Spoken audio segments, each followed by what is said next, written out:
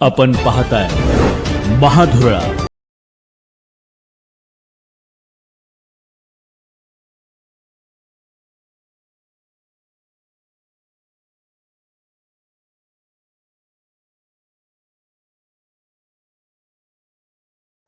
नमस्कार, महाधुरळा यूट्यूब चॅनलमध्ये आपलं मनापासून स्वागत। विधानसभा निवडणुकीची रंगत आता वाढलेली आहे। अर्ज भरल्यामुळे बंडखोरीला आता वेग आलेला आहे। या पार्श्वभूमीवर प्रत्येक मतदारसंघातल्या उमेदवारांची नेमकी बलस्थानं काय आहेत या संदर्भात आपण महाधुरळा यूट्यूब चॅनलमध्ये चर्चा करूयात। त्याची सुरुवात करूया आपण कोल्हापूर दक्षिण मतदारसंघातून।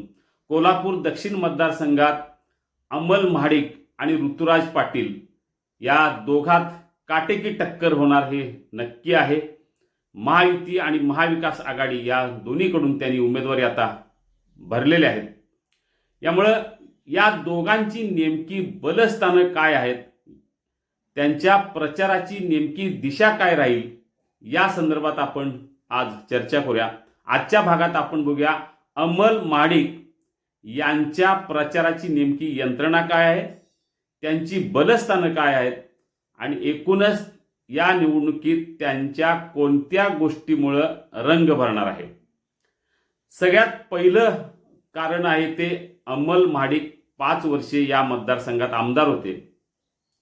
तब्बल 1100 कोटीची कामं त्यांनी या मतदारसंघात केलेली आहेत।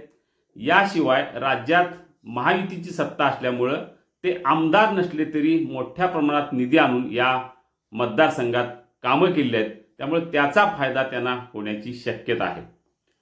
दुसरं महत्त्वाचं कारण आहे महाडिक गटाची एकूण ताकद। महादेवराव महाडिक जवळजवळ 18 वर्षे आमदार होते।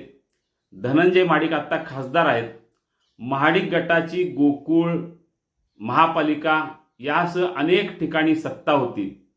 कृष्णराज महाडिक युवा एकूण पिढीचे सध्याचे नायक म्हणून त्यांची चर्चा आहे, लोकप्रिय आहेत। महाडिक गटाची एक मोठी यंत्रणा आहे।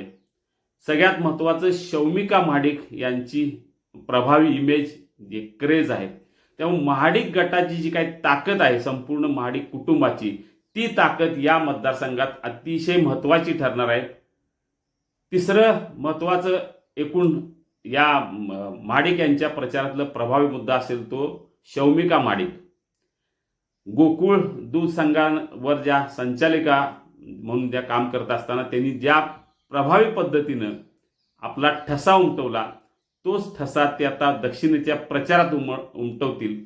वक्तृत्व, प्रभावी भाषण यामुळं एक वेगळा प्रचाराचा एक नूरच ते बदलतील। त्यामुळं शौमिका महाडिक हे महाडिक यांच्या प्रचारातील प्रमुख अस्त्र असेल। आत्ता गोकुळवर किंवा मार्केट कमिटीवर, जिल्हा बँकेवर जरी महाडिक गटाची सत्ता नसली तरी अनेक वर्षे या महापालिकेसह या सगळ्या सहकारी संस्थांवर सत्ता होती। त्या माध्यमातून त्यांनी या मतदारसंघात बरीच कामं महाडिक गटाने केली आहेत। त्याचाही फायदा या निवडणुकीत होण्याची शक्यता आहे। पाचवं की या मतदारसंघात महाडिक गटाच्या कार्यकर्त्यांची एक मोठी फळी आहे। प्रचाराची यंत्रणा जोरात आहे। महाडिक पॅटर्न म्हणून प्रचार या भागात केला जातो। जे अनेक वर्षे सत्तास्थान असल्यामुळे काही कार्यकर्त्यांना त्यांनी मोठं केलेलं आहे। त्यामुळे या कार्यकर्त्यांची, सरदारांची, शिलेदारांची मोठी फळी या मतदारसंघात आहे। ते एक अतिशय महत्त्वाचं प्रभावी प्रचारासाठी कारण ठरणार आहे। अमल महाडिक यांचा एकूण स्वभाव शांत, संयमी, सर्वात मिसळणारा, कामाचा माणूस। एखादा काम हाती घेतले की ते शेवटपर्यंत केल्याशिवाय सोडणार नाही असा त्यांचा एक स्वभाव आहे। त्यामुळे हा स्वभाव त्यांना या निवडणुकीत उपयोगी पडणार आहे। या मतदारसंघात तो उपयोगी पडणार आहे। सातवं सगळ्यात महत्त्वाचं कारण आहे राज्यात असलेली महायुतीची सत्ता। महायुतीची गेल्या 2.5 वर्षापासून राज्यात सत्ता आहे। या सत्तेच्या जोरावर अनेक उपक्रम, योजना राबवण्यात येत आहेत। सगळ्यात महत्त्वाचं लाडकी बहीण योजना, वयश्री योजना, ST मध्ये दिलेलं 50% सवलत, शेतकऱ्यांना वीज बिल माफ केलेलं आहे। या सगळ्या योजना आणि एकूणच या लाडकी बहीण योजनेची वाढलेली लोकप्रियता हेच महायुतीच्या उमेदवाराला बळ देणारं ठरणार आहे.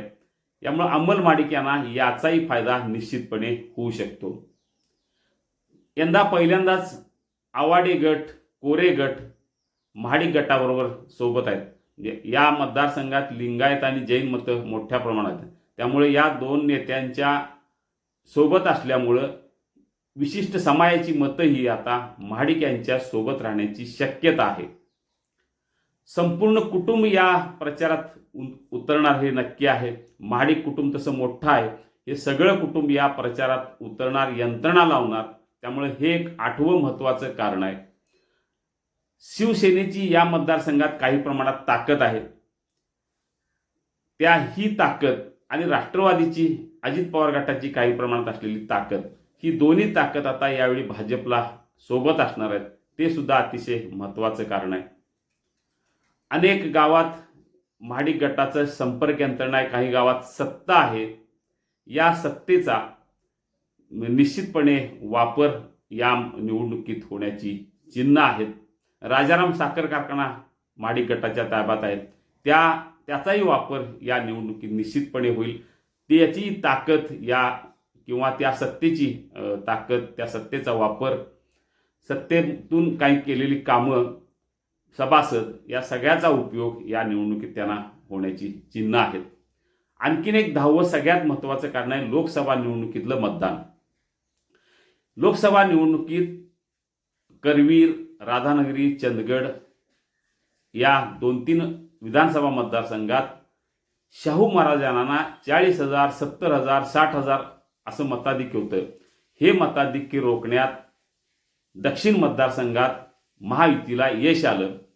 यामुळं विधानसभा निवडणुकीत त्याचा निश्चितपणे उपयोग केला जाईल, प्रचार केला जाईल. कारण एकीकडं 60-70 हजारचं लीड असताना दक्षिण मतदारसंघात मात्र 6-7 हजाराच्या मतांचा फरक इथं पडला. त्यामुळे लीड बऱ्यापैकी कमी झालेला आहे. त्याचाही प्रचारात निश्चितपणे उपयोग केला जाईल. ही एक अशी 10 महत्त्वाची कारणं आहेत ज्यामुळं अंमल माडिक यांचा प्रचार या दक्षिण मतदारसंघात निश्चितपणे जोरात असेल. जसा अंमल माडकांचा प्रचार असेल तसा ऋतुराज पाटील यांचाही प्रचार नक्की असेल. त्यांची काही कारणं आहेत ती आपण पुढील भागात बघू. आज मात्र अंमल माडिक यांची जी काय अतिशय प्रचारातली जी महत्त्वाची मुद्दे आहेत त्याचा आपण विचार केला आहे. यासह आणखी काही मुद्दे आहेत ते पुढील भागात नक्की बघू. आज मात्र ही जी 10 मुद्दे आहेत या 10 मुद्द्याभोवती अंमल माडिक यांचा प्रचार फिरेल. प्रचाराची यंत्रणा जोरात असेल. या मतदारसंघाकडे संपूर्ण राज्याचं लक्ष लागलेलं आहे. कारण महाडिक आणि पाटील हा जुना संघर्ष आहे. तो संघर्ष कमी होण्याऐवजी सातत्यानं वाढत आहे. या संघर्षाच्या पार्श्वभूमीवर महाडिक गटाची यंत्रणा आता कार्यान्वित झालेली आहे. ती कशी झालेली आहे हे आपण पाहिलेलं आहे. अजूनही 15 ते 20 दिवस प्रचाराला आहेत. या 20 दिवसात या प्रचाराची यंत्रणा आणखी वाढेल, संघर्ष वाढेल. प्रभावी प्रचाराची यंत्रणा कोण करेल यावर बरंच अवलंबून आहे. या सगळ्या पार्श्वभूमीवर आता आपण कोल्हापूर दक्षिण मतदारसंघात एकूण उत्सुकता, उत्कंठा वाढवलेली आहे पाहिलेलं आहे. पुढच्या भागात नव्या मतदारसंघात नव्या उमेदवाराशी बोलूया. धन्यवाद. आपल्याला जर हा व्हिडिओ आवडला असेल तर निश्चितपणे सबस्क्राईब करा, फॉरवर्ड करायला विसरू नका.